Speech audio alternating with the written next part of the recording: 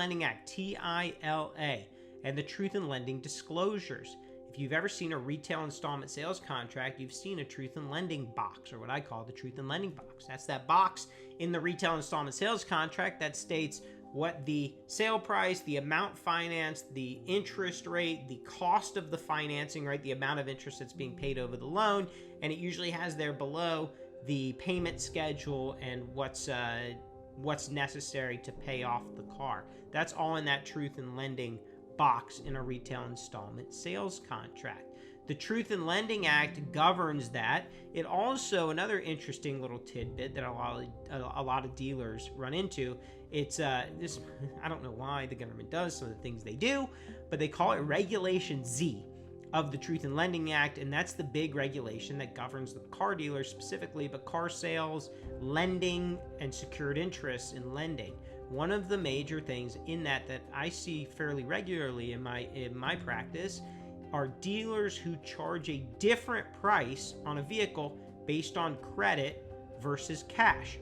That is illegal. That is not allowed. That is prohibited by the Truth in Lending Act.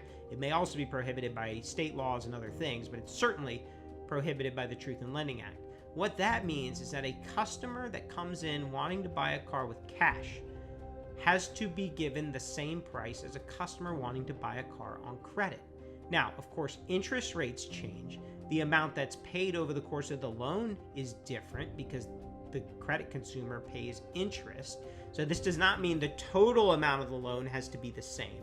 But what it means is on the bill of sale, the price of the car must be the same. Sometimes the state will actually send in a secret shopper to negotiate or to find out the price. And the secret shopper will be a cash shopper and will get a price, $19,995 for the cash price. And then another secret shopper will come a day later on credit and it's $21,995.